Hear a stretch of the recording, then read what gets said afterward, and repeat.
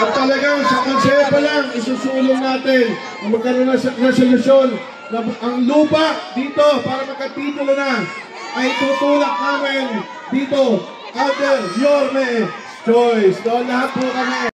Senator Manny Pacquiao!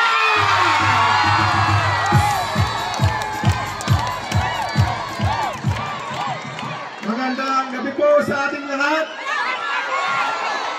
Unang-una, higit sa lahat, nais kong pasalamatan natin ang ating Panginoon sa binigay na magandang panahon. At siyempre, malusog na pangatawan sa atin. Huwag natin kalimutan ang Panginoon na laging nagagabay sa atin. Sa ating hindi na mapigilan na magiging mayor na magpabalik ng mayor ng Maynila, wala iba kundi ang ating buting mayor, Mayor Isko Moreno. Sa ating magiging vice mayor, ang ating, siyempre malapit sa akin itong pamilya na to. Ito yung second family ko dito sa Maynila.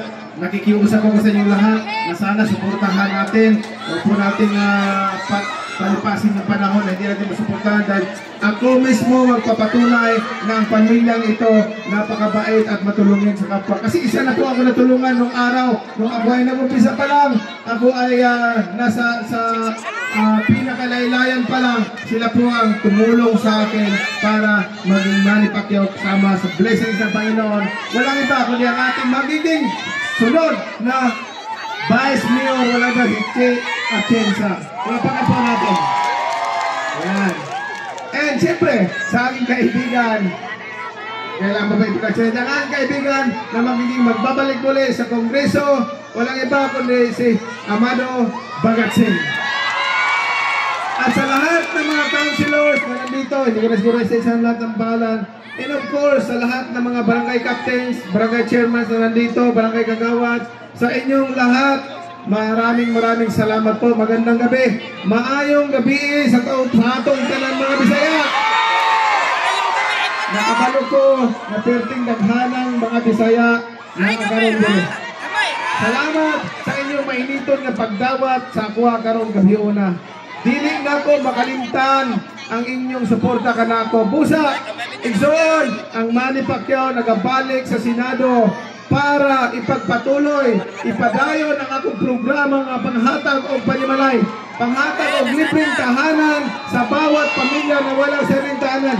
Yan po, marami na tayo nagawa niyan ng pagbibigay ng mga tahanan doon area sa Mindanao dahil marami pong walang bahay doon mga pamilya. Pero si Manny Pacquiao, hindi lang yan ang hangad niya. Sa Mindanao lang ako makapagbigay ng bahay at lupa sa mga pamilya. Kundi sa buong Pilipinas, God willing, Manny Pacquiao makabalik sa Senado, sisiguraduhin ko na maibatas ang programa ko na Free Public Housing Act na mabatas at ma-implement natin nationwide para lahat ng mga pamilya sa buong Pilipinas na walang sariling tahanan magkaroon ng tahanan. At siyempre, hindi lang tahanan ang binibigay natin. Binibigyan din natin sila ng pagkakataon na magnegosyo kapital para magkaroon sila ng sustainable livelihood. Dahil importante sa pamilya na magkaroon ng income, hanap buhay sa bawat araw para may pagpapakain at pagpapaaral sa kanilang mga anak sa ilang pamilya. So, mga kapatid, mga igsoon, mag-uban-uban ta. Magkasama tayong lahat tungo sa tagumpay. Dahil ang Manny Pacquiao, para malaman nyo lang po, hindi ko na siguro babalikan pa, pero ang ating butihing maging mayor, nakaranas sa gilid sa kalsada matulog. Ako man, nakaranas din ng tulog gilid sa kalsada. Minsan, makakain, minsan hindi. Tubig lang po inumin namin para makasurvive. Yun po ang pinagdaanan ko sa buhay. Kaya naman, kahit anong mangyari, ang Manny Pacquiao, tunay na may malasakit at nagmamahal sa mga mahihirap na mga kababayan natin.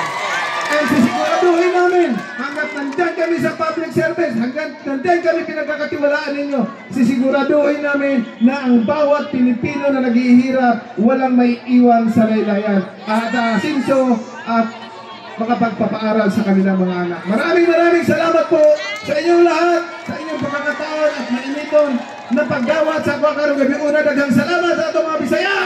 Salamat sa inyong tanan. Kapalo ko na kay Bisaya din. Maraming salamat po. Ang Manny Pacquiao po, number 50 po sa Baluta. Huwag po natin kalimutan. Maraming salamat po.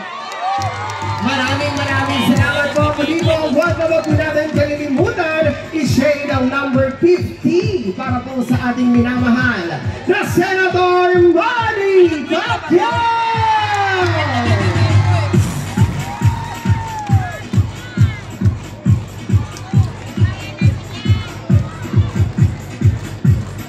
Ating palakpakan ang ating muling magiging senador, ang number 50, Senator Manny Pacquiao!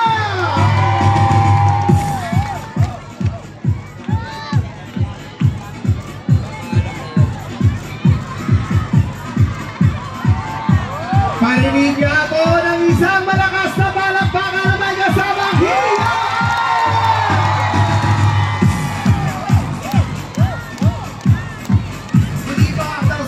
Salamat po sa ating butihing Senator Manny Pacquiao sa inyo pong pagdalaw dito po sa minamahal na lungsod, ang lungsod ng Maynila.